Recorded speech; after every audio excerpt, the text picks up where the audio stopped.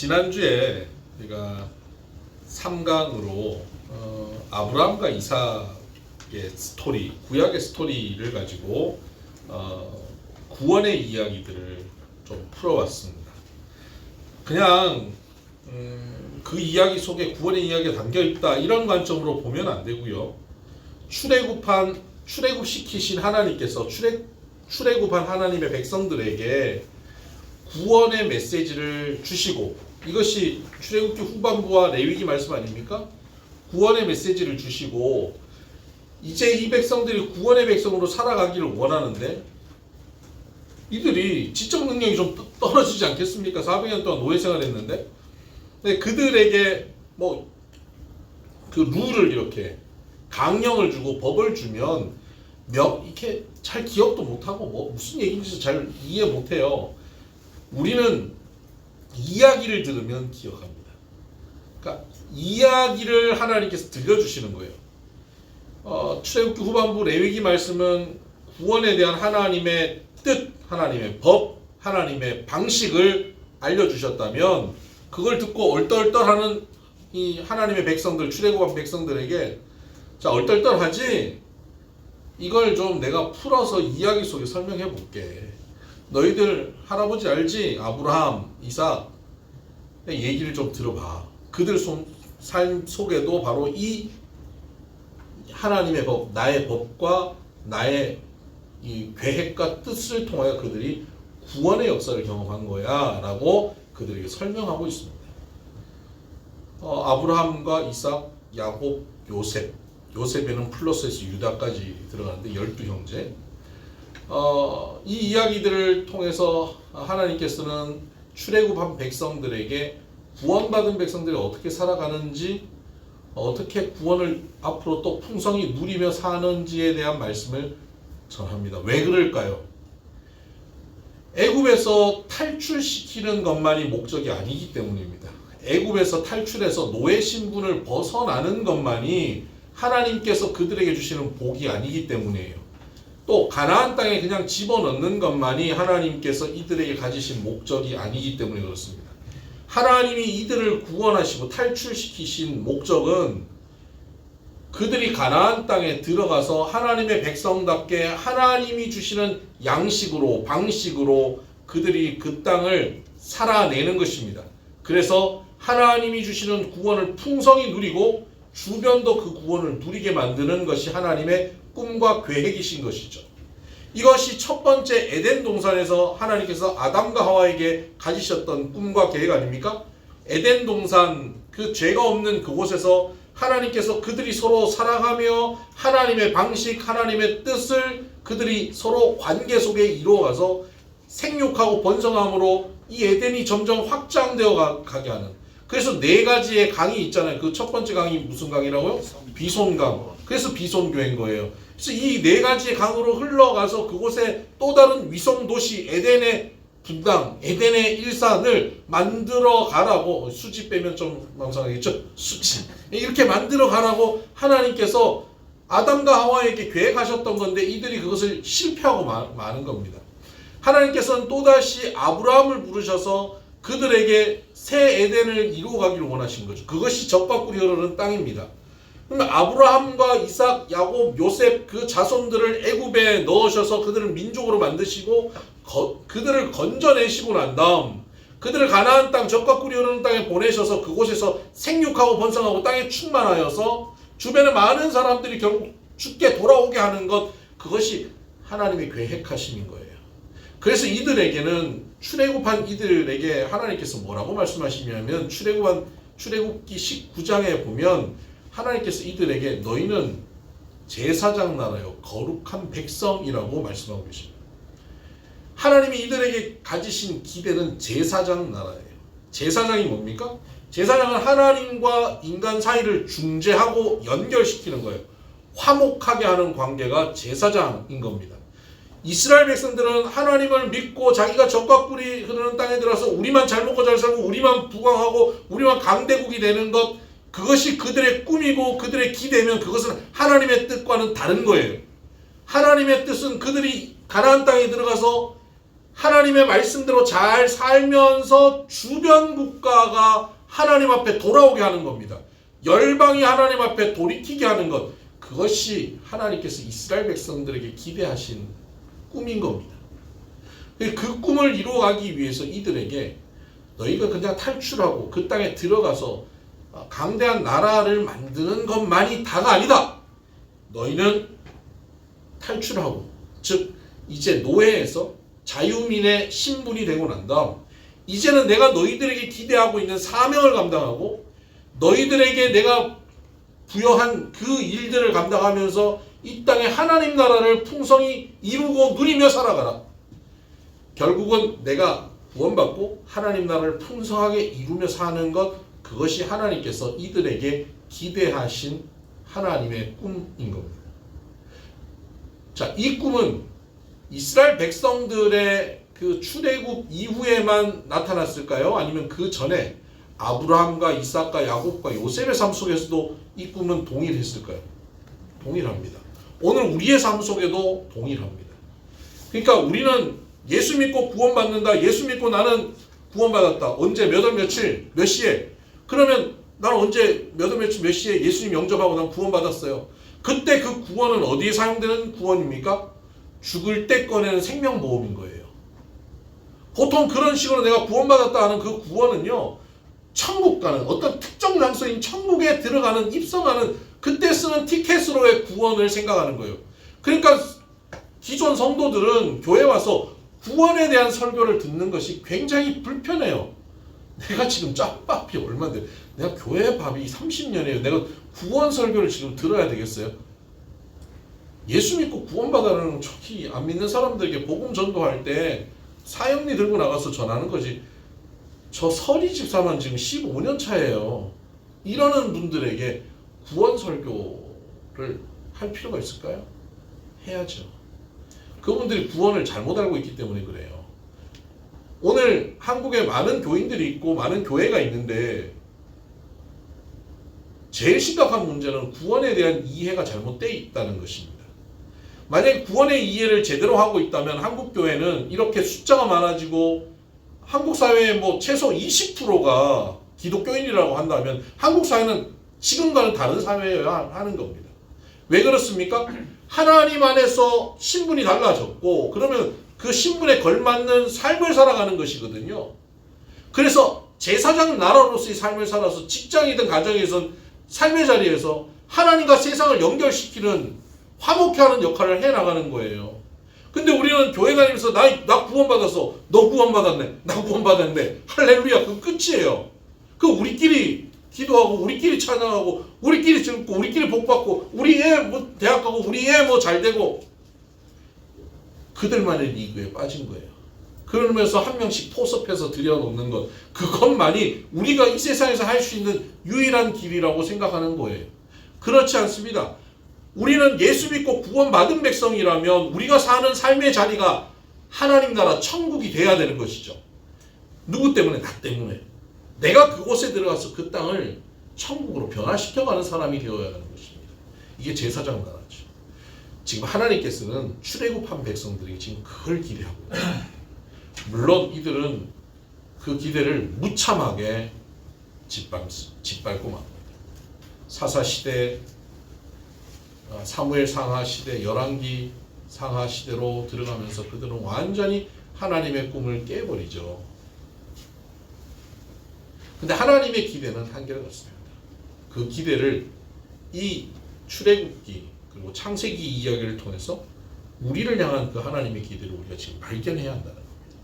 그래서 그 구원을 우리가 제대로 알고 깨닫고 오늘 우리 삶 가운데 그 구원을 이루어가야 하는 것이죠. 자, 이런 관점에서 지난주 이야기했던 그 아브라함과 이삭의 이야기를 좀 더 명확한 어떤 틀로 조금 나눠서 보면 이렇습니다. 하나님이 아브라함과 이삭, 야곱, 요셉도 마찬가지인데 그들의 삶 가운데 구원을 이루어 가시는 데 있어서 굉장히 중요한 두 가지의 어떤 틀이 있습니다. 첫 번째는 특히 구약에 있어서 하나님께서 그들을 구원하신다 할 때 그 구원에 있어서 첫 번째는 함께 하시는 것이 구원입니다. 왜 그렇습니까? 에덴에서 죄를 범함으로 죽었죠. 선악과를 따므로 죽었잖아요. 그 죽음은 육신의 생명이 끊어지는 죽음이 아니라 뭐라고요? 하나님과의 관계의 단절. 하나님의 형상인 어떤 형상? 네, 하나님의 형상인 삼위일체적 형상이었던 우리들이 선악과를 따먹음으로 하나님의 형상이 파괴되어서 더 이상 하나님과 우리가 관계할 수 없고 나와 너가 온전한 관계를 할 수 없는 그런 파괴된 인간으로 산다는 거예요. 이게 죽은 겁니다. 죽은 인간이 되었습니다. 여기에 하나님의 전적인 은혜로 하나님이 찾아오신 겁니다. 우리는 파괴된 존재여서 하나님을 찾아갈 수 없는데 하나님이 전적인 은혜로 찾아오셔서 믿음 없는 우리에게, 죄인인 우리들의 변화시켜서 점점 믿음의 자리로 끌고 갑니다. 그래서 하나님을 우리가 만날 수 있는 방법은 뭐냐? 믿음이에요. 그래서 아브라함, 그 믿음 없는 아브라함을 하나님께서 믿음을 주시잖아요. 그의 삶의 여정을 통해서 믿게 만들어 주시는 거예요. 아브라함이 믿음이 좋아서 믿음의 조상이 아니라 하나님의 은혜가 그에게 임해서 믿음의 조상인 거예요. 그러니까 아브라함이 그 믿음을 가져서 하나님과의 관계가 형성됩니다. 그래서 그는 불가능한 가운데 하나님의 가능을 보는 겁니다. 하나님이 함께 하시니까 사병 318명 가지고 4개국 그 연합군을 싸워서 이기네? 하나님이 함께 하시면 하는구나. 하나님이 함께 하시면 이들이 소돔과 고모라가 나를 치부케 하지 않아도 하나님께서 나를 부유하게 만드시네? 하나님이 함께 하시면 100세 된 나를 통해서도 아들이 태어나네? 하는 것을 그가 보게 되는 겁니다. 하나님의 약속하심이 성취되어지는 것이죠. 하나님이 함께 하시면 그 약속이 성취되어집니다. 하나님이 함께 하심을 그는 풍성히 누리게 되었고, 그래서 그가 하나님의 함께 하심을 경험한 그 절정의 자리에서 그가 뭘 합니까? 아들 이삭을 바치는, 모리아산에서 아들 이삭을 바치잖아요. 그때 하나님께서 비로소 네가 나를 경외하는 줄 아노라 라고 전지하신 하나님이 그때 아시잖아요. 그래서 하나님과 아담의 관계가 정말 하나가 되어지는, 일치되어지는 친구 같은 관계로 그렇게 나아가게 됐단 말이에요. 하나님과 아브라함이 함께하는 관계, 이게 구원이죠. 자, 이게 구원의 하나의 틀이고 하나의 단계라고 한다면, 단계라는 표현은 좀 그렇고, 구원의 하나의 개념, 구원의 한 면, 동전의 양면처럼 구원의 한 면이라고 한다면, 그러면 하나님께서 이 한 면을 하나됨으로 한 면을 이루었으면 그 다음 면을 이루어 가시겠죠. 그 다음 면을 이삭의 가정을 통해서 이루어 가기를 원하시는 거예요. 이삭은 그의 삶의 출발점이 모리아산 아닙니까? 아니, 출발점이 100세에 태어난 거예요. 이삭이 그냥 믿음의 소산물이에요. 믿음의 산물이에요. 그리고 모리아산에서 하나님께 드려질 때 아브라함만 믿음이 좋았습니까? 이삭도 믿음이 좋았던 거죠. 드려진 거예요. 그의 출발점, 인생의 출발점이 그냥 믿음에서 출발한 거예요. 우리 전장로님 박 권사님이 믿음 좋으시지만 따님들보다는 못할거든요. 왠지 아세요? 얘들은 출발점이 다른 거예요. 엄마 아빠가 믿음이 아무리 좋아도 얘들은 그 믿음의 베이스 위에 출발하는 거예요. 차원이 다른 거예요. 아브라함이 믿음이 좋아요. 근데 이삭은 그 아브라함의 믿음의 그 차원에서 출발하는 거예요. 그러니까 하나님께서 아브라함 다음 이삭의 가정에 하나님의 또 다른 구원의 풍성함으로 이어가기를 기대하시죠. 그게 뭐였습니까? 여러분은 지난주에 아마 신앙생활하면 처음 듣는 개념이셨을 거예요. 구원에 있어서 하나님의 그 개념, 그게 뭡니까? 큰 자가 작은 자를 섬기는 것입니다. 창세기부터 끝까지 하나님의 마음은 이 이야기입니다. 큰 자가 작은 자를 섬기는 것. 하늘 보좌를 버리고 이 땅에 낮고 천한 곳에 오셔서 우리를 위해서 죽기까지 사랑해 주신 것, 그것이 큰 자가 작은 자를 섬기는 거예요. 바로 이 구원의 개념이 큰 자가 작은 자를 섬기는 거예요. 믿음으로 하나님의 임재함을 경험한 우리들이 이 땅에서 이제 하나님 나라를 풍성히 누리기 위해서는 어떻게 사느냐? 큰 자가 작은 자를 섬김으로 살아가는 거예요. 에서가 야곱을 섬김으로. 그러면 야곱이 큰 자가 되어서 또다시 에서를 섬김으로. 형님 먼저 아우 먼저 서로가 섬김으로. 그 말씀을 들었던 여인인 리브가가 하는 말을 남편인 이삭이 들음으로 그 아내의 그 메시지를 존중해 주는 것. 그 당시에 여인은 지금의 신분과는 다른 거죠. 그런데 그 여인의 목소리에 귀 기울이고 존중할 줄 아는 태도. 큰 자가 작은 자를 섬기는 태도죠. 이런 태도를 남편이 아내에게, 아내가 남편에게 가지고 형이 동생에게, 동생이 형에게 가지기 시작할 때 이 가정은 하나님 나라가 풍성히 이루어지는 가정이 되는 거죠. 그러면 리브가가 이 꿈을 꾸고 남편에게 얘기하고 남편도 그것을 소중하게 여기고 그것을 아이들에게 알려주고 에서도 자라면서 그 이야기를 받아들이면서 아 정말 그렇게 살아야겠군요 하고 야곱을 높여주고 인정해줬으면 그때부터 야곱이 버릇없는 아이로 그냥 살겠습니까? 아니죠. 그 야곱은 또 자기를 높여주는 에서를 섬기고 그래서 그 안에 하나님 나라가 정말 풍성하게 이루어지는 거죠. 그러면 두 민족이 이루어지더라도 에돔 족속이 이스라엘과 그렇게 원수 같은 족속으로 살지 않고 정말 형제가 주 안에서 동거하는 삶. 이게 어찌 그리 아름다운지 모른다고 주님께서 말씀하시는 그 삶을 이 야곱과 에서가 해냈을 거예요. 이것이 에덴이죠. 이것이 천국을 이루어가는 삶인 거예요. 그런데 이것을 못합니다. 하나님의 약속의 말씀을 무시합니다. 하나님의 사명의 말씀을, 리브가가 하는 말씀을 이삭이 무시하는 겁니다. 제대로 듣지 않아요. 에이, 말도 안 돼. 장자가 우선이지. 맏아들이 우선이야. 라고 말하는 겁니다. 그리고 맏아들 중심으로 가정을 꾸려갑니다. 리브가는 어떡합니까? 아니야. 하나님 나한테 분명히 말씀하셨어. 이 야곱이 그 장자의 복을 받는 거야. 아이들이 키워가면 갈수록 더더욱 그렇거든요. 에서의 성정을 보니까 이건 도저히 하나님과의 관계 속에 이 은혜 가운데 들어가는 성정이 아니에요. 역시 야곱이구나. 그 말씀을 계속 확인하는 거죠. 여러분, 그렇다면 이삭과 리브가가 정말 서로 대화가 되고 서로 영적 교제가 있는 부부였으면 나중에라도 이 말씀이 그들 가운데 이루어지지 않았겠습니까? 그런데 단절된 겁니다.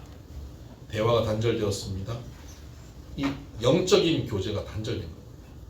그래서 그 가정에 하나님은 이 이삭의 가정, 이 세대에서 하나님 나라를 이 가정의 풍성히 이룰 것이 하나님의 계획이었습니다. 그런데 그 계획이 무너집니다. 하나님의 계획은 무너져도 또 이루어집니다. 그러니까 결국 무너지진 않습니다. 하나님의 계획은 반드시 이루어집니다. 시간이 걸릴 뿐이죠. 근데 시간이 더뎌지면 누가 힘듭니까? 우리가 힘들어요. 하나님은 사실 시간이 되게 많아요. 우리가 시간이 없죠. 이스라엘 백성들이 출애굽에서 가나안 땅 들어가는 게 하나님 원래 계획이 언제 들어가는 겁니까? 출애굽하고 얼마 만에? 2년 만에 들어가는 거예요. 그래서 가데스 바네아에서 하나님께서 들어가라 그랬잖아요. 2년 만에 들어가라 그랬는데 그들이 못 들어갑니다. 그럼 기골이 장대하고 못 들어갑니다. 그래서 하나님께서 그러면 훈련 좀 더 하자 그러고 조금만 더 하자 그런 게 2년 플러스 38년 40년인 거예요. 40년. 다 죽었어요. 그 다음 세대가 이어받는 거예요. 원래 하나님 말씀대로 순종했으면 그 첫 세대가 들어가서 하나님 나라를 이루었을 거예요. 그런데 순종하지 않으니까, 말씀을 순종하지 않으니까 그 세대는 죽고 다음 세대가 바톤을 이어받는 거예요. 하나님의 뜻은 이루어집니다. 시간이 좀 걸릴 뿐이죠. 고생은 누가 합니까? 하나님은 안 하세요. 우리가 하지. 그러니까 이거는, 이 일은 오늘 우리의 삶 가운데도 일어난다는 걸 기억하셔야 돼요.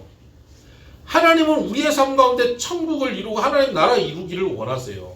그런데 우리가 그 말씀에 순종하지 않고, 말씀을 귀하게 여기지 않고, 내 삶 가운데 하나님이 이루는 것을 원하지 않고, 내 감정과 내 가치관과 내 고집과 내 입장을 가지고 살아가면 하나님 나라는 내 때에는 누리지 못해요.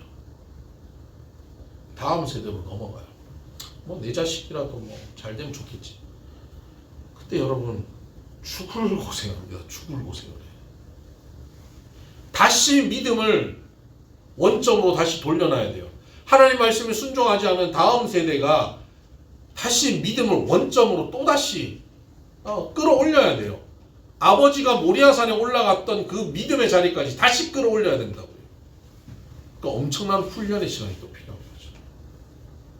이삭과 리브가는 결국 자녀들에게 이 하나님 나라를 누리게 하는 것을 실패합니다. 그리고는 자녀들에게 어떤 문제가 생깁니까? 서로가 갈등하고 미워하고 거짓말하고 정말 치사하게 먹는 거 가지고 싸우고 먹는 거 갖고 거짓말해가지고 뺏고 가죠. 먹는 끝에 마음 상한다고 정말 치졸하지 않습니까? 그리고는 아버지에게 거짓말해서 장자의 복을 받을 때 엄마가 그 일을 계획합니다. 야곱은 아무 생각 없었어요. 이거 하다가 아버지가 알면 어떡하죠? 괜찮아. 너 아버지 이거 잘 몰라. 그리고 엄마가 계획해요. 엄마는 하나님의 뜻을 이루려고 계획했겠죠. 여러분, 하나님의 뜻은 그렇게 이루는 게 아니에요. 기계적으로 그것을 거기서 장자의 복을 받는다고 해서 하나님의 뜻이 이루어지는 게 아니에요. 하나님의 뜻을 이루려고 했다면 리브가가 남편 이삭을 포기하지 않고 끊임없이 설득했어야죠. 설득하려면 말로 설득하는 것이 아니라 삶으로 감동을 줘서 설득을 했어야죠. 끊임없이 포기하지 않고. 근데 그걸 포기해버린 겁니다. 말 안 통해. 말 못하겠어. 그리고 다른 방식을 택하는 거죠. 거짓된 방식이라도 말씀을 이루면 된다? 이거는 안 되는 일이에요. 되는 것 같지만 이거 안 되는 일이에요. 매우 고통스러운 일이 벌어집니다. 통지박산 나잖아요, 집안이. 아들 떠나잖아요. 떠나보내잖아요. 둘이 두면 여기 집안에서 살인사건 날 거니까 떠나보내는 거 아니에요. 얼마나 고통스러운 일입니까? 야곱이 떠납니다. 떠나는데 그날 맨날 밖에서 사냥도 안 하고 집안에서 엄마 살림살이 도왔던 그 고운 삶을 살았던 야곱이 거친 들에서 하룻밤 묵을 때 얼마나 두렵고 떨렸겠습니까? 얼마나 외로웠겠습니까? 그때 돌베개를 베고 자는데 하늘에서부터 천사가 오르락내리라. 그때 그가 그곳을 하나님 여기 계신다 하고 그 돌베개를 세워놓고 거기다가 이름을 짓죠. 뭐라고 짓습니까? 베델. 네, 그렇습니다. 잘 모르겠으면 그냥 입으로 얘기하지 않고 눈으로만 얘기하는 게 제일 맞습니다. 틀리면 어떡합니까? 그죠? 베델. 베델. 하나님의 집이죠. 여기에 여호와께서 계시는구나. 그렇게 보면 베델. 근데 여러분, 그 베델의 하나님을 만나고 네가 돌아올 때까지 내가 너와 함께한다 라고 하나님께서 말씀하시고 너에게 내 말이 이루기까지 내가 너와 함께한다 라고 말씀하셨는데 그는 여기가 여호와가 계시는구나, 여기가 하나님의 집이다 라고 이름을 짓고 떠납니다. 그리고 라반 외삼촌 집에 갔죠. 자, 외삼촌 집에 갈 때 여호와께서 야곱과 함께 하셨을까요? 안 하셨을까요? 하셨겠죠. 야곱은 외삼촌 집이 하나님이 함께 하시는 집이라고 생각했을까요? 안 했을까요? 안 했을 것 같아요. 안 했죠. 야곱은 외삼촌 집에 하나님이 계신다고 생각하지 않고 베델에 하나님이 계신다고 생각한 거예요. 그래서 외삼촌 집에서 결혼 문제도, 뭐 재산 증식시키는 문제도, 뭐 임금 문제, 임금 투쟁하잖아요. 임투. 예? 6년 동안. 그걸 할 때도 하나님의 도우심이 아니라 결국 자기의 어떤 그 속임수, 꽤 이런 걸로 사는 거예요. 왜? 라반이 속이니까요. 라반의 수준에 맞춰서 같이 맞장구 치며 사는 겁니다. 네가 머리 좋냐 내가 머리 좋냐 이러면서. 그러다가 그가 와이프 4명을 얻게 되죠. 거기서 뭘 합니까? 큰 자가 작은 자를 섬깁니까? 레아가 라헬을 섬깁니까? 라헬이 레아를 섬깁니까? 아니 레아가 아니요. 서로 경쟁하죠. 하나님의 나라면 레아가 라헬을 섬기거나 라헬이 레아를 섬겨야죠. 서로 경쟁합니다. 서로 경쟁하면서 야곱의 인생은 완전히 꼬이는 인생이 됩니다. 당신 오늘 저 집 가서 자. 그 집 가야 돼. 이 집 와. 남자가 물건도 아니고 여기 넣었다 저기 넣었다가.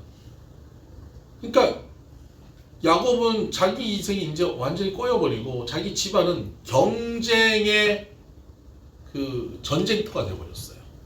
자식 낳고 키우는 게 경쟁이 되어버렸어요. 아니 자식 낳고 키우고 서로 부부가 사랑하는 건 천국이 돼야 되는 거 아니에요. 근데 그것이 지옥이 되어버리는 가정이에요. 끔찍하지 않습니까? 거기서 아내가 넷이에요. 자녀들이 많죠. 자녀들이 귀엽고 사랑스러운 자녀들일 거 아닙니까? 하나 안으면 나머지 셋이 눈이 돌아가는 거예요. 또 다른 하나를 안으면 왜 거기는 걔는 그렇게 오래 안았는데 우리 애는 이렇게 안 안아주냐. 그 속에서 그가 얼마나 고통스러웠겠습니까? 그런 가운데 이제 라헬이 애를 낳고 이러면서 이제 그가 겨우 하나님 이름을 좀 부르기 시작합니다. 힘들고 어려우니까 비로소 야곱이 하나님을 찾습니다. 그리고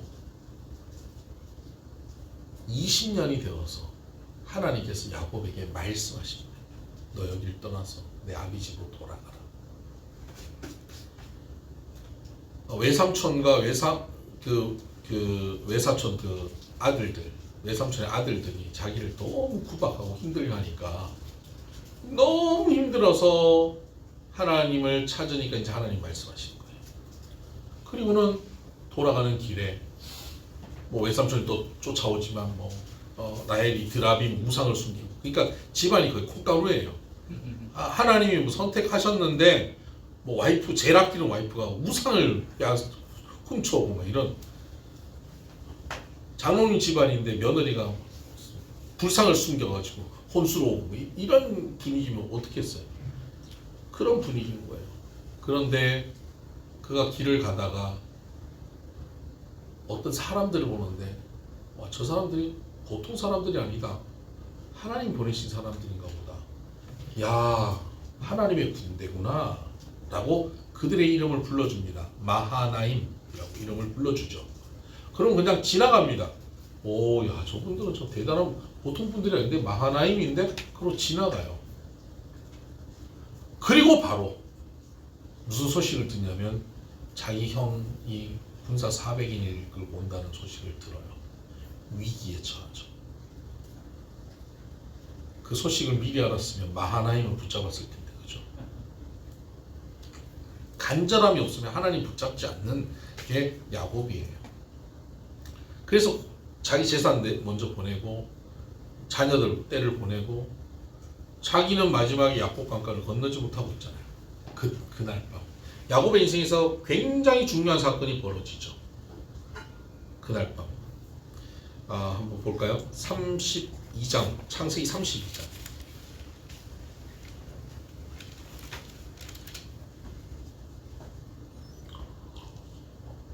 24절 함께 한번 읽어보십시다. 24절입니다. 시작. 야곱은 홀로 남았더니 어떤 사람이 날이 새도록 야곱과 씨름하다가.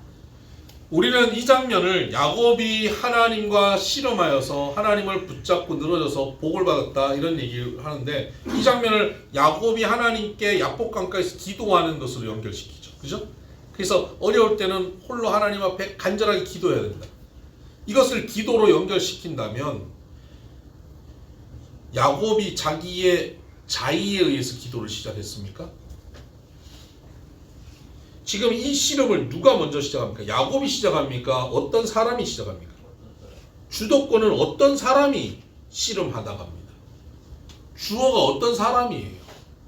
어떤 사람, 천사가 하나님이 씨름을 걸어오신 거예요.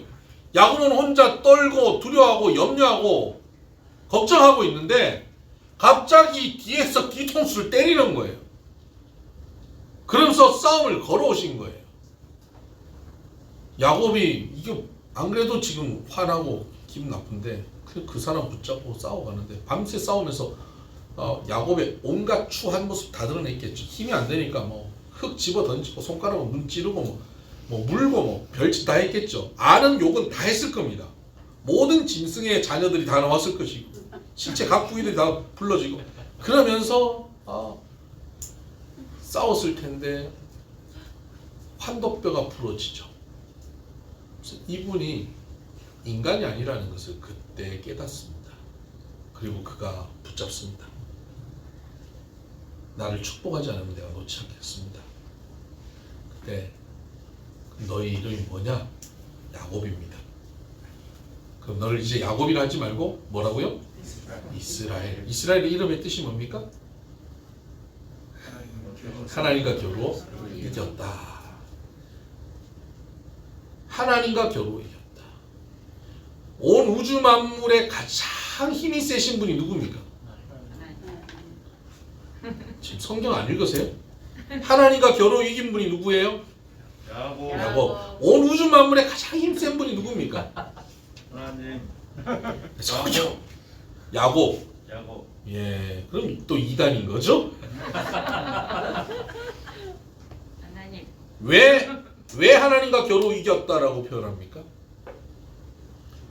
하나님 주셨습니다. 아빠들이 자녀들이랑 팔씨름하면 저도 우리 초등학교 막내랑 팔씨름하면 어떻게 하냐면 이렇게 해줘요. 져줘요. 혼자가 작은 자에게 져주는 거예요. 왜? 내 새끼니까. 눈치 보이죠. 네가 날 이겼다는 것은 넌 내 것이다, 내 자녀다라는 뜻이에요. 내 것이다. 이제 비로소 이 어려운 자리에서 야곱이 하나님의 것이라는 것을 확인하는 은혜의 자리에 들어가게 된 겁니다. 환도뼈 하나 분질러 먹고 난 다음에 그 난리를 치고 20년 동안 그 고생을 하고 그리고 비로소 은혜의 자리에 온 거예요. 아버지 이삭이 모리아산에서 맛보았던 그 은혜를 이 야곱은 이 생고생을 하고 난 다음 이 은혜의 자리에 다시 오게 되는 겁니다. 왜? 아버지 어머니가 하나님 나라를 자녀에게 누리게 못 해줬으니까. 다시 원점에서 출발해요. 야곱 지 성질머리 때문에 그러기는 했지만 부모가 믿음으로 제대로 살지 못하니까 결국 야곱에 이런 문제 생기지 않겠어요? 다 관계예요. 아담의 죄가 우리에게 연결되어지는 관계처럼 이거 다 관계예요. 관계 속에서 이 고생이 이어지는 겁니다. 여러분 지금 혹시 자녀들에게 그 관계 속에서 여러분 때문에 여러분이 순종하지 않은 것 때문에 자녀들이 혹 이 야복강을 경험해야 되고 환도뼈가 부러져야 되는 걸 경험해야 되는 상황으로 몰아붙이고 있지는 않습니다. 내 자존심이나 내 감정으로 인해서 그런 것 같은데 그건 지들 인생이고 저는 못하겠습니다. 그럼 할 수 없고요.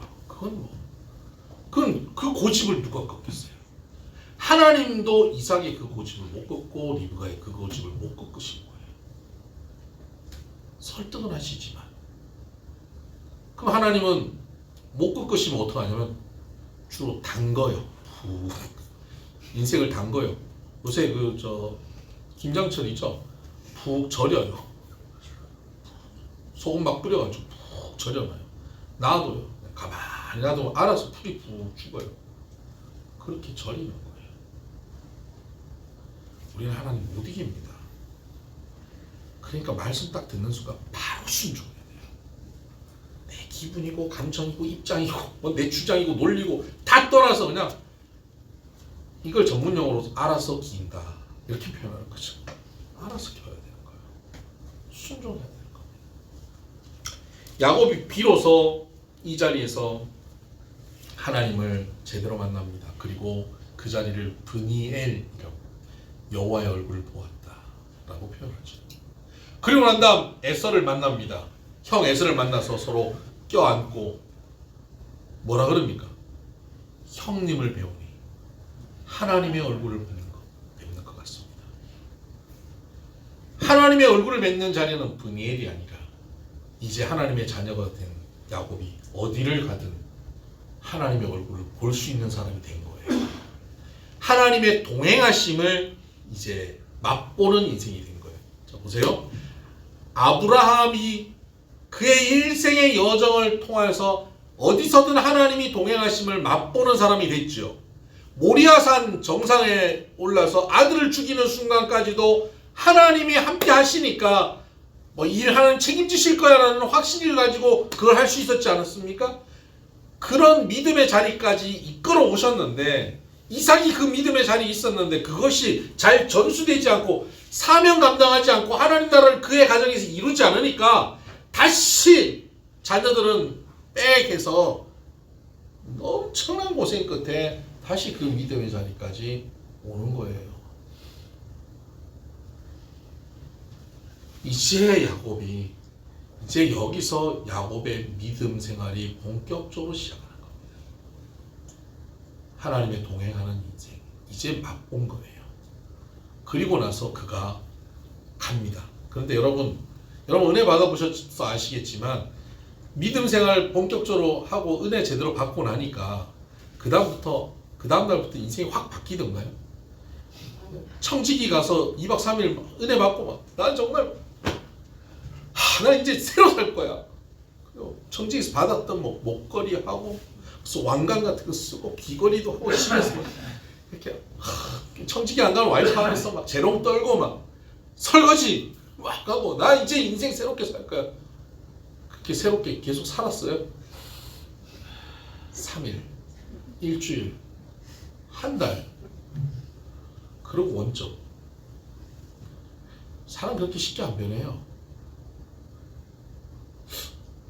야곱도 이 브니엘의 은혜를 받고 쉽게 안 바뀝니다. 에서가 자 우리 동행해서 함께 가자 아버지 집으로 가자 그러는데 제가 아시잖아요. 제가 다리도 좀 쩔뚝거리고 지금 가족 식솔들도 아직 어리고 먼저 가세요. 제가 뒤따라 가겠습니다. 그래 그러면 천천히 와라. 그러고 먼저 가요. 화해는 했는데 왠지 껄끄러운 거죠. 내가 저 형님이랑 같이 사는 게 형님 뵈니까 하나님 얼굴 뵌 것 같은데 계속 보면 좀 어려울 것 같은 거야. 어차 한 번 보면 하나님 얼굴 같은데 계속 보기. 마치 우리 손주들이 집에 왔을 때 할아버지 할머니 그렇잖아요. 처음 딱 보면 주님을 만난 것 같은 기쁨. 시몬이 주님을 안고 성전에서 찬양하는 그 기쁨이 있지만 계속 있으면 어떻게 됩니까? 문제가 아니야. 그렇죠. 하면 더 행복해. 계속 있으면 이제 고통스러워지는 거예요. 그것처럼 에서와 계속 살 생각하니까 힘든 거예요. 형님 먼저 가세요. 그리고 밑으로 내려가야 되는데 옆으로 셉니다. 옆으로 세요. 그 숫꽃이라는 곳에 가서 우리를 짓고 살다가 이거 좀 너무 답답한데 좀 도심지가 없나? 그리고 나가는 데가 세겜이라는 지역으로 갑니다. 하몰이라고 하는 추장이 있는 히위 족속들 그곳으로 갑니다. 그곳에 갔는데 촌에 박혀서 살던 그 야곱의 딸 디나가 도심지에 뭐 화려하게 옷 입고 화장하고 다니는 집돌의 여학생들을 보니까 부러운 거예요. 그래서 이제 거기 이제 쇼핑하러 돌아다니다가 그 세겜 그 거기에 있는 그 하몰 그 아들 세겜 추장 아들 세겜 막 눈이 맞았던데 강간을 당한 거예요. 그것 때문에 이제 문제가 발생한 거죠. 그랬더니 이 세겜 사람들이 이 하몰 사람 히위 사람들이 이쪽 사람들에게 제안을 합니다. 결혼시키자. 이 사람들은 저 재산도 꽤 있고 하니까 결혼하면 우리가 이 히위족속 힘도 더 생기겠다 하는 그런 생각도 있었던 거죠. 시몬과 레위가 이 디나의 오빠입니다. 그러니까 좋다. 결혼하자. 조건이 있다. 너희들이 할례를 해야 된다. 우리가 믿는 하나님은 할례를 하라고 명하셨다. 할례를. 다 할례를 시켜놓고는 전투력 상실한 남자들이 다 누워있는 그때 이들이 들어가서 다 죽여버립니다. 남자들 다 죽여버리죠. 전족석 학살을 벌리죠. 이게 지역 주변에 퍼져갑니다. 악취가 번져갔다 그랬습니다. 악취가 번집니다. 그래서 그 지역에 있는 가나안 족속들이 이 야곱의 집안에 일을 갑니다. 저 사람들이 우리에게 들어와서 우리를 죽이겠구나. 모두가 그들을 공격할 태세를 가지죠. 이 위기의 상황. 지금 야곱이 형이 군사 400이 끌고 왔을 때는 문제도 아니에요. 이제는 완전 도간에 든 쥐가 돼버린 거예요. 이게 정말 위험한 상황이었어요. 이때 하나님께서 그에게 나타나서 말씀하십니다. 아버지 집으로 가라. 돌아가라. 그리고 이렇게 말씀하시죠. 35장 이렇게 말씀하시죠. 35장 1절 하나님이 야곱에게 이르시되 일어나 베델로 올라가서 거기 거주하며 내가 내 형 에서의 낯을 피하여 도망하던 때에 내게 나타났던 하나님께 거기서 제단을 쌓으라 하신지라. 야곱이 이에 자기 집안 사람과 자기 함께한 모든 자에게 이르되 너희 중에 있는 이방 신상들을 버리고 자신을 정결하게 하고 너희들의 의복을 바꾸어 입어라. 지금 베델로 내려가라는 거예요. 자기 아버지 집 근처로 가라는 겁니다. 그리고 야곱이 그 말씀을 듣고는 집안 사람들에게 이방 신상 다 버리고 옷을 갈아입고 부흥회 하자는 겁니다. 그동안 자기 혼자 하나님 만났어요. 이제 이 어려움, 이 가정의 이 어려움을 통해서 온 집안에 부흥이 일어나는 겁니다. 그렇게 이 부흥을 맛보고 나니까 베델로 가는데 5절 보십시다. 그들이 떠났으나 하나님이 그 사면 고을들로 크게 두려워하게 하셨으므로 야곱의 아들들을 추격하는 자가 없었더라. 지금 이 위기 속에 이들이 이동하면 애들도 있고 짐승떼도 많은데 이동하면 얼마나 위험합니까? 근데 이동하는데 아무도 추격하지를 못해요. 하나님께서 두려워하는 마음을 주시는 거예요. 하나님께서 함께 하시면 이 불가능한 상황에 하나님 함께 하시면 가능한 환경을 하나님 만들어 버리시는 거예요. 야곱과 야곱의 집안은 이제 비로소 하나님 함께 하시는 것을 맛보기 시작하죠. 야곱은 혼자 에서가 찾아왔을 때 혼자 그 맛을 봤는데 이제 이것을 통해서 집안이 전체 하나님의 함께 하심을 맛보는 집안이 구원을 받는 역사를 경험하죠. 주 예수를 믿으라 그리하면 너와 내 집이 구원을 얻으리라. 야곱이 하나님을 제대로 믿고 나면요, 야곱의 가족이 하나님을 제대로 믿을 수밖에 없는 상황이 돼요. 그러니까 나 하나 믿어서 나만 구원받고 너 믿어서 너만 구원받는 게 아니에요. 내가 믿으면 네가 주 예수를 믿으면 너와 네 집이 구원받는다고 말씀하셨어요. 개인 구원 아닌가요? 개인 구원 아니에요? 성경은 관계 구원을 얘기하고 있어요. 내가 예수 믿지만 내가 예수를 제대로 믿으면 내 옆에 있는 관계가 예수를 제대로 믿을 수밖에 없게 된다는 거예요. 그래서 그가 구원을 받을 수밖에 없게 만드는 것이죠. 야곱이 하나님을 제대로 믿으면 그 가족이 하나님을 믿을 수밖에 없게 되는 것이죠. 내가 하나님과 동행하면 나와 관계하고 내가 살아가는 관계가 하나님과 관계하게 되는 것이죠. 이것이 구원입니다. 근데 우리는 개인 구원만 자꾸 얘기하잖아요. 와이프 치마 자락 붙잡고 나 천국 갈래요 이러는 거 그렇게 안 돼요. 당신이 믿어야지. 아니요. 와이프 치마 자락 붙잡고 나 천국 갈래요 하는 그 말 틀린 말 아니에요. 그 와이프가 제대로 믿으면 그 남편이 천국 갈 수 있어요. 왜? 와이프 때문에 하나님 만나게 되니까. 예수 믿게 되기 때문이죠. 그렇게 믿음으로 그 가정이 변화됩니다. 그래서 베델로 올라갑니다. 그리고 그곳에서 예배하는데 엘 베델이라고 이름을 짓습니다. 베델의 하나님. 베델의 하나님. 엘 베델. 야곱이 만났던 그 하나님의 체험이 이제 자녀에게 흘러간 거예요.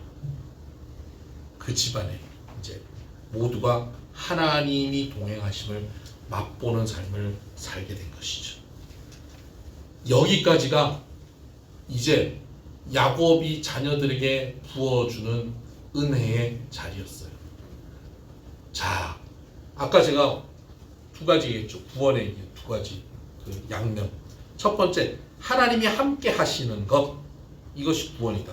그럼 하나님이 함께 하시고 나면 그 다음에 큰 자가 작은 자를 섬기는 그 구원의 사명, 구원의 역사, 그래서 하나님 나라가 이루어지는 것이 있어야 된다 그랬죠. 자, 야곱과 야곱의 집안이 이제 하나님이 함께 하심을 누리는 삶이 됐습니다. 그렇다면 하나님은 그 다음 스텝인 하나님 나라가 풍성해지는 큰 자가 작은 자를 섬기는 그 스텝으로 이들을 이끌어 가시겠죠. 네, 반드시 그렇게 이끌어 가실 수밖에 없죠. 그래서 하나님께서는 그 가정에 그 하나님의 꿈을 허락하십니다. 그 꿈이 뭘까요? 여러분 잘 아는 이야기입니다. 요셉의 꿈. 요셉이 꿈을 꿉니다. 볏집, 형들의 볏집이 자기한테 절을 하는 거예요. 해와 달과 별들이 자기한테 절을 하는 거예요. 큰 자가 작은 자를 섬기는 거예요. 아버지가 그 얘기를 듣고, 야 이놈아 무슨 말이냐, 아버지 어머니 형들이 너한테 다 절한다는 얘기냐. 그리고 그를 꾸짖습니다. 그러고는 창세기 37장 11절입니다. 그의 형들은 시기하되 그의 아버지는 그 말을 간직해 두었더라. 뭔가 이 말이 뭔가 의미 있는 말이라는 생각을 하게 된 거예요. 이 꿈이 뭔가 의미 있는 꿈이라고 생각하게 되는 거죠. 자, 이 꿈과 야곱이 태어날 때 리브가, 그러니까 요셉의 할머니죠. 야곱의 어머니. 리브가가 받았던 그 메시지와 맥이 같아요. 하나님은 리브가를 통해서 야곱의 형제들에게 이 일을 이루기를 원했는데 그때 안 이루어지니까 시간을 한참 흘러서 이제 야곱의 자녀들의 삶을 통해서 12형제를 통해서 경쟁으로 태어나는 순간부터 경쟁했던 그들의 삶을 통해서 하나님 나라를 이루기를 원해요. 여러분 여기서 또 동일한 게 또 보입니다. 12형제가 태어나면서부터 경쟁하죠. 경쟁하면서 태어나죠. 그들을 큰 자가 작은 자가 섬기도록 하나님께서 말씀하시죠. 근데 그 위의 세대인 야곱과 에서 세대의 하나님은 이것을 이루려고 했잖아요. 근데 이들도 태어날 때 뭐 합니까? 경쟁합니다. 경쟁하는 본능, 경쟁하는 죄인들의 모습을 하나님께서는 완전히 하나님의 가치관으로 바꿔놓기를 원하시는 거예요. 바꿔놓습니다. 결국 이 경쟁하는 이 세대를 하나님께서 바꾸시죠. 요셉이 형들에게 그 얘기를 했다가 미움을 받죠. 우리 다 아는 대로 그래서 이제 노예로 팔려가지 않습니까? 노예로 팔려갑니다. 그곳에서 뭐 합니까? 하나님이 함께 하심을 그는 경험합니다. 노예로 팔려가서 그가 엄청 고생합니까? 아니면 형통합니까? 엄청 고생하는 환경에 갔지만 형통하다고 성경은 기록합니다.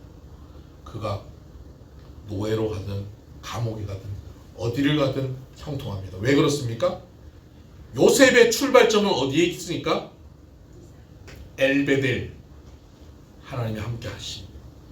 우리가 죽을 위기 속에 있었지만 우리가 하나님께 예배했을 때 하나님이 우리와 함께 하셨던 것을 경험했어요.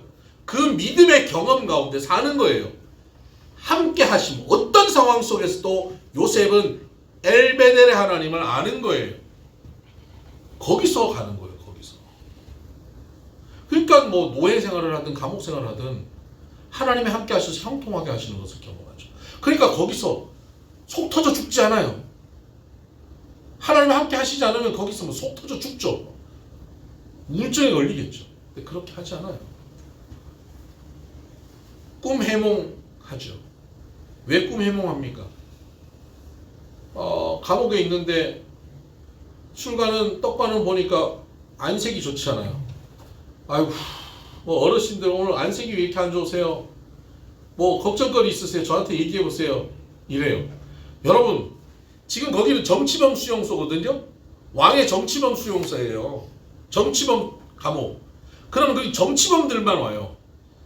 요셉의 제명은 뭡니까? 강간미수예요. 요즘도 감옥에서 제일 대우 못 받는 게 강간미수래요. 강간도 아니고 강간미수.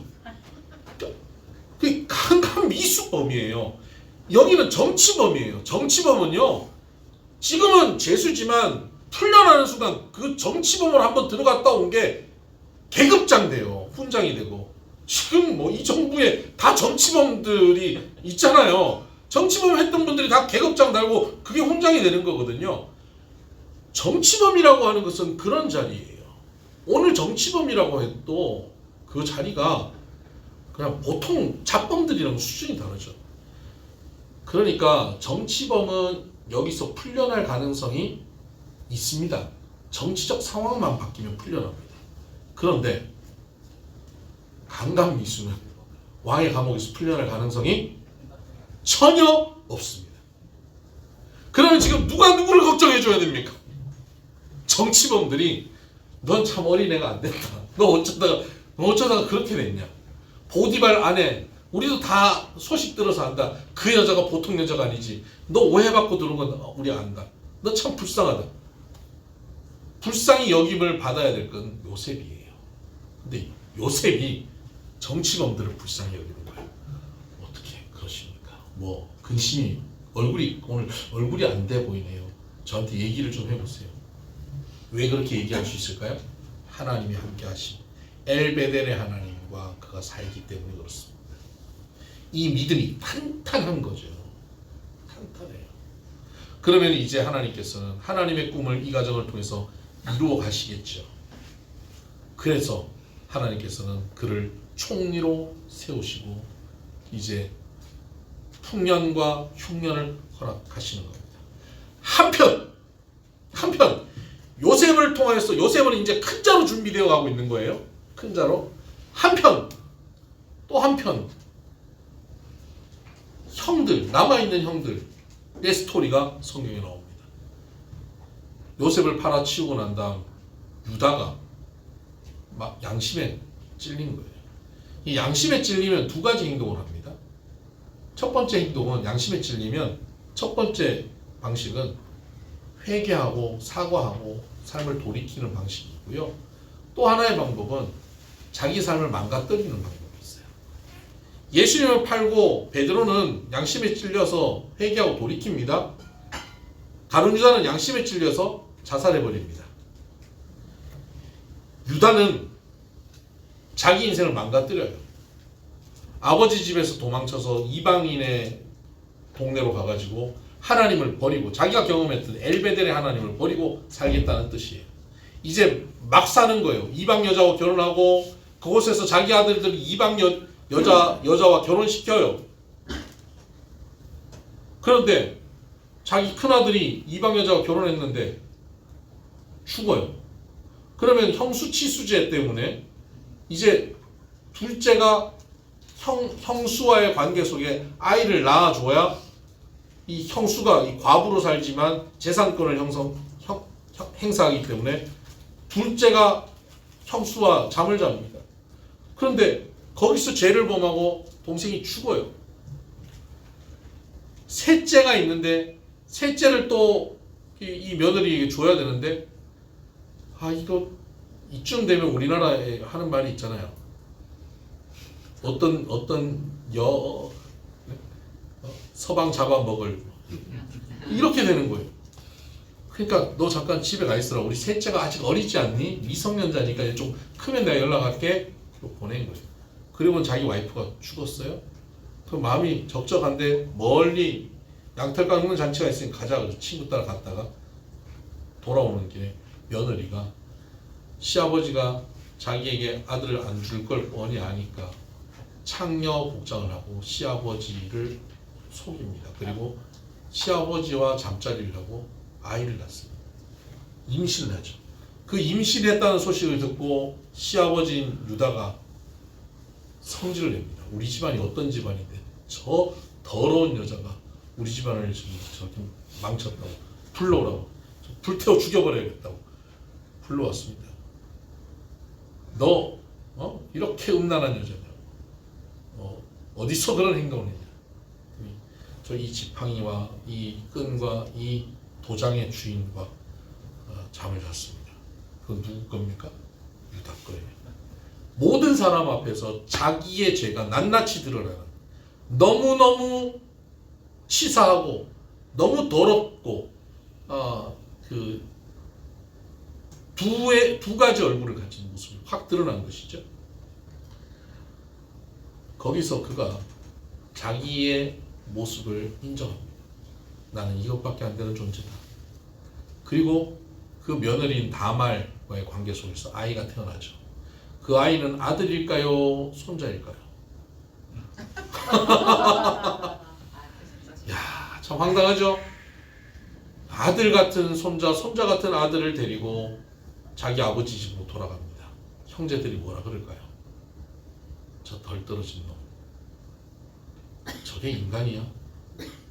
손가락질하지 않겠습니까? 그 형제들이 늘 경쟁하는 형제들인데 누가 그걸 제대로 껴안아 주겠습니까? 근데 그렇게 경쟁하고 욕먹는 그 자리에 들어갑니다. 들어갈 때는 내가 욕을 먹어도 이제 내 모습이 이것밖에 안 된다는 걸 인정하고 난 살아야겠다. 그걸 인정하는 거예요.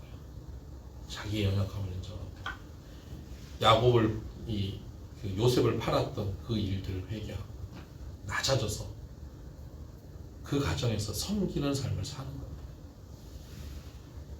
그는 비로소 섬기는 자세를 익히기 시작합니다.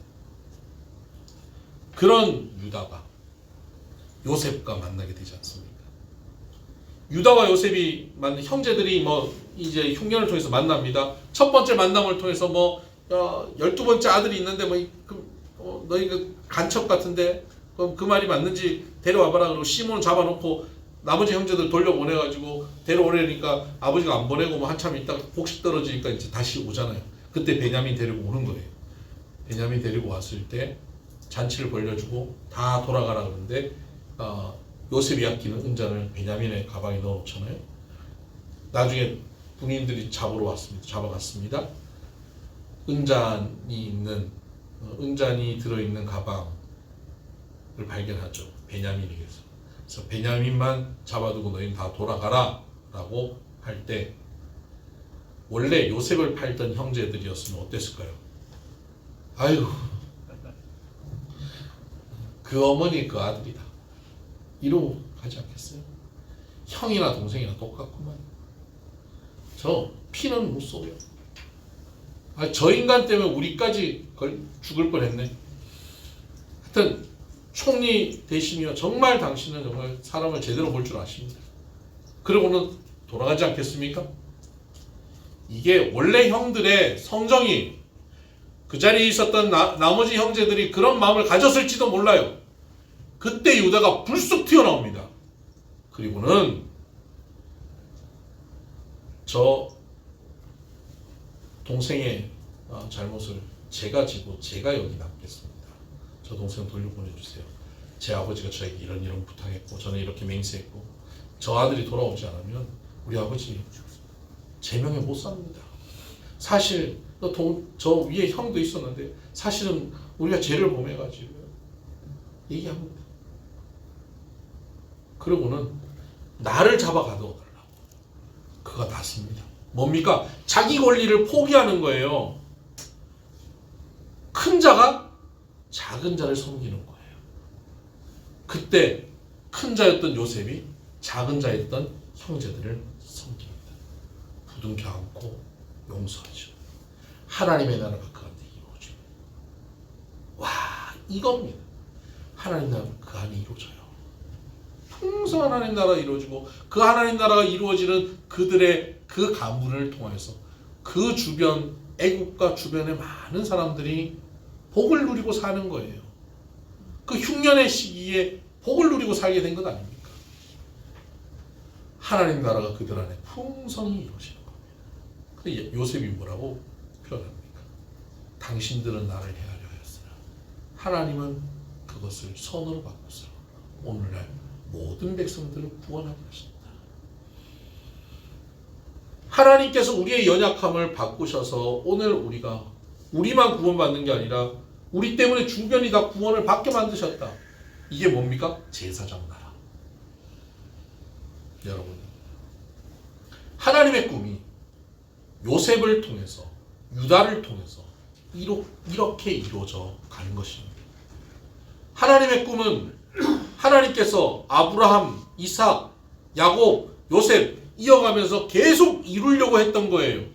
그런데 이들이 그 하나님의 말씀을 자기의 가치관, 장남이어야 돼, 자기의 가치관, 남자의 말이 옳아, 자기의 가치관을 가지고 그것을 재단하고 하나님의 말씀을 받아들이지 않고 자기 자존심, 자기 가치관, 자기 입장, 자기 경험, 그 삶의 그 문화, 그 시대의 수준, 거기서 벗어나지 못하고 말씀을 거부해버리니까 시간만 흘러가는 거예요. 그 성경은 우리에게 뭐라 그럽니까? 세월을 아껴라 말씀하는 거예요. 세월을 아끼라는 이 말씀은 에베소서 5장 18절, 5장 20절인가요? 나오는 이 말씀은요, 기회를 잡으라는 뜻이에요. 하나님께서 구원을 이루고 구원을 누리게 하는 그 기회가 왔을 때 놓치지 말라는 겁니다. 큰 자가 작은 자를 섬길 수 있는 기회가 왔을 때 놓치시면 2년이 40년 됩니다. 엄청난 시간이 흘러갑니다. 그냥 행복하게 이루어질 하나님 나라가 환도뼈 부러지고 경험하게 돼요. 행복하게 이루어질 하나님 나라가 아들 하나 팔려가고 아들 하나 완전히 추한 손자인지 아들인지 모르는 그런 자녀들을 껴안고 왔을 때 비로소 회복되어져. 그렇게라도 회복되니까 감사하고 할렐루야지만, 여러분, 우리에게는 이 성경이 있어요. 요셉과 유다에게는 이 성경이 없었고 야곱에게는 이 성경 없었어요.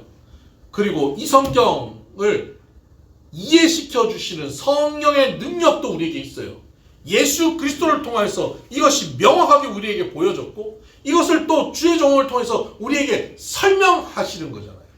이런 설명을 듣고 이것을 알매도 불구하고 우리가 그 길을 가지 않는다. 이건 어리석음이에요. 이건 바보 같은 것이죠. 영적으로 지혜로워져야 되고 세월을 아껴야 합니다. 여러분, 2년을 40년으로 연장시키지 마시길 바랍니다. 여러분 세대에 이루어야 할 것을 자녀와 손주 세대로 이어가지 않게 되기를 바랍니다. 우리의 삶의 자리에서 하나님 나라가 풍성히 이루어질 수 있어야 합니다. 그러려면 어떻게 해야 됩니까? 하나님이 오늘 나와 함께 하심을 분명히 누리고, 그리고 큰 자가 작은 자를 섬겨라는 이 개념을 실천하고 사는 거예요. 이것을 우리는 스토리를 통해서 보았습니다. 이것이 레위기에 가보면 이 법령으로 있습니다. 이 법령을 스토리 속에 담아놓은 거예요. 다음 주는 레위기를 통해서 이 법령이 어떻게 우리에게 주어져 있는지 명확하게 또 살펴보도록 하십시다. 기도할까요?